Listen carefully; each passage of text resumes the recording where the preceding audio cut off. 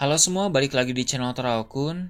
Sebelum pembahasannya dimulai, silahkan klik tombol subscribe dan aktifkan lonceng notifikasinya supaya kalian gak ketinggalan info dan teori terbaru seputar One Piece. Buat kalian yang mau informasi tambahan soal SBS atau databook, kalian bisa follow Instagram Teraokun. Di sana admin akan memposting soal SBS, databook, dan berbagai teori singkat.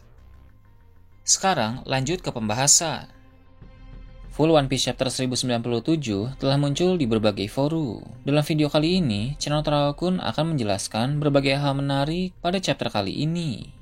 Cerita dimulai dengan memperlihatkan kelanjutan kilas balik Kuma. Kisah masa lalu Kuma itu memang sangat menarik karena berkaitan dengan karakter-karakter penting dan menjawab beberapa misteri. 8 tahun setelah insiden God Valley berakhir, Kuma dan Jinny masih tinggal di kerajaan Sorbet. Kuma telah berusia 17 tahun dan dia menjadi seorang pendeta di sana. Kuma terkenal sangat baik hati karena dia sering menolong orang tua miskin yang sedang sakit. Para lansia di negeri itu yang memiliki keluhan sakit tapi tidak punya uang untuk berobat, semuanya akan datang kepada Kuma. Kuma pun menggunakan kekuatan dari buah iblisnya untuk mengeluarkan semua rasa sakit yang diderita oleh orang-orang tersebut. Para warga di sana pun menyebut Kuma sebagai si tangan ajaib karena dengan tangan itu dia bisa menyembuhkan banyak sekali orang. Saat Kuma berusia 17 tahun, Jinny telah berusia 21 tahun, sebab gadis itu diketahui lebih tua 4 tahun dibanding Kuma. Pada usia yang ke-21 tahun, Jinny tumbuh menjadi seorang perempuan muda yang sangat cantik.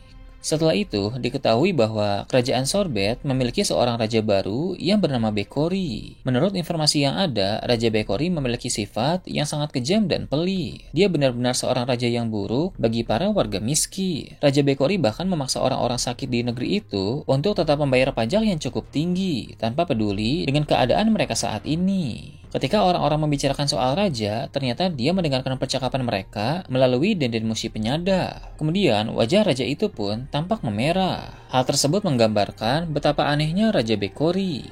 Kembali ke Kuma, dia berkata kepada orang-orang bahwa dia dapat menyembuhkan mereka setiap minggu, asalkan masalah mereka hanya rasa sakit di tubuh atau hanya penyakit ringan saja. Orang-orang tentu gembira dengan apa yang Kuma lakukan. Namun, tanpa mereka tahu, ada rahasia yang Kuma simpan. Orang yang mengetahui soal itu hanya Jinny saja. Rahasia tersebut adalah Kuma tidak bisa menghilangkan rasa sakit orang lain begitu saja. Rasa sakit dari orang-orang itu akan menjadi energi berupa telapak tangan, dan energi tersebut harus dipindahkan ke orang lain. Apabila energi rasa sakit itu tidak dipindahkan, maka rasa sakit tersebut akan kembali lagi kepada orang-orang seperti semula. Jadi, saat orang-orang sudah pergi, Kuma akan memindahkan rasa sakit itu ke tubuh Kuma sendiri. Dia akan menanggung semua rasa sakit orang lain. Hal semacam itu pernah kita lihat terjadi pada Luffy dan Zoro. Kuma mengeluarkan rasa sakit Luffy dan memindahkannya ke tubuh Zoro. Jadi, pada masa lalu, rasa sakit para lansia miskin dan mungkin juga banyak orang lain diambil dan dipindahkan ke tubuh Kuma sendiri. Dia terus melakukan itu setiap minggu berulang kali. Jinny yang mengetahui perbuatan Kuma merasa sangat sedih, tapi Kuma mengatakan bahwa dia sangat senang karena bisa membuat orang-orang bahagia. Setiap kali Kuma mengambil rasa sakit orang-orang, Jinny selalu setia untuk merawat Kuma. Kuma pun senang karena ada Jinny di sampingnya. Cerita kemudian beralih ke 25 tahun yang lalu saat Kuma sudah berusia 22 tahun. Jinny menyukai Kuma dan meminta Kuma untuk menikahinya. Sepertinya Kuma juga menyukai Jinny, namun dia harus menolak permintaan itu. Jinny marah dan mendesak Kuma untuk menerima, tapi Kuma punya alasan kuat untuk menolak Jinny. Sebab dia mengingat peristiwa buruk yang pernah terjadi pada keluarganya dulu. Ayah Kuma adalah Ras Buchanir, sehingga saat ketahuan ayahnya bersama Kuma dan ibu Kuma ditangkap oleh pemerintah dunia. Kemudian mereka dijadikan budak di Mary Joyce. Kuma takut jika dia sebagai Ras Buchanir menikah dengan Jinny dan punya anak, hal buruk semacam itu akan kembali terjadi dan menimpa Jinny. Kuma pun mengubah topik pembicaraan. Dia membaca berita tentang Dragon sebagai pemimpin tentara pembebasan. Tentara pembebasan merupakan organisasi Dragon sebelum terbentuknya pasukan revolusi. Tentara pembebasan bergerak untuk menggulingkan para raja zolim demi menolong orang-orang tertindas yang berada di suatu negeri. Menurut Kuma, Dragon sangat keren dan harus menjadi seorang pahlawan. Kuma juga berkata bahwa suatu saat nanti dia ingin pergi ke lautan dan menyelamatkan banyak orang. Dengan cara seperti itulah Kuma ingin menjalani hidup. Beralih ke 22 tahun yang lalu, ada suatu insiden besar yang terjadi. Saat itu, Kuma telah berusia 25 tahun. Beberapa orang diculik oleh pasukan raja, dan Kuma pun meminta para pasukan itu untuk membebaskan orang-orang yang mereka culik. Kemudian, mereka berkata kepada Kuma bahwa hukum telah berubah. Orang-orang dari selatan bisa diambil dan digunakan sesuai keinginan pihak kerajaan. Kuma pun marah karena dia tahu orang-orang selatan yang diculik itu akan dijadikan budak. Kuma kemudian menyerang pasukan itu menggunakan teknik Urshusho.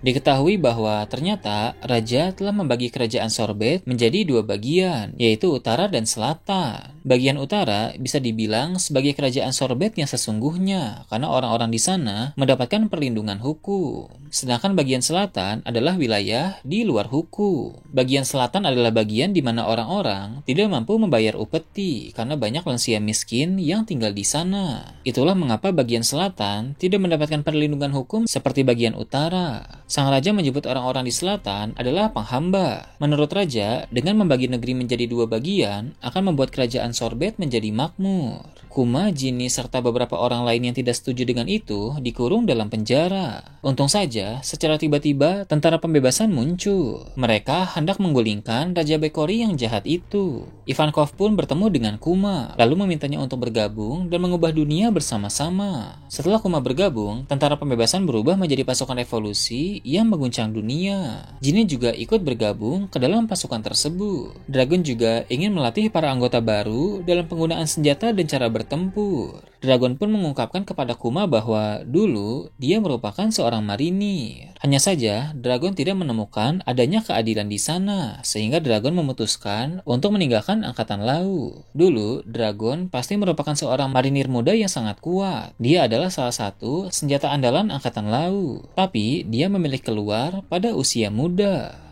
Kuma berkata dia akan terus mengikuti Dragon. Lalu Dragon bilang Kuma tak akan menyesali keputusan tersebut. Walau sudah bergabung dalam pasukan revolusi, tapi dari waktu ke waktu, Kuma sering kembali ke kerajaan Sorbet untuk mengunjungi gereja tempat dia tinggal dulu.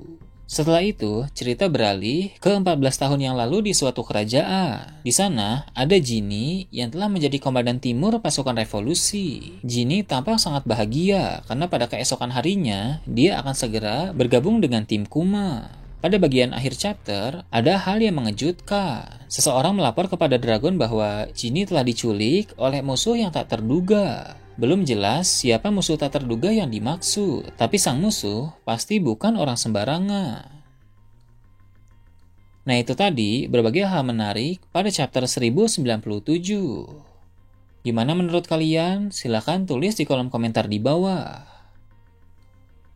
Oke, segitu aja untuk pembahasan kali ini. Jangan lupa like, share, dan subscribe untuk video menarik selanjutnya. Gue Toraukun, Shambles.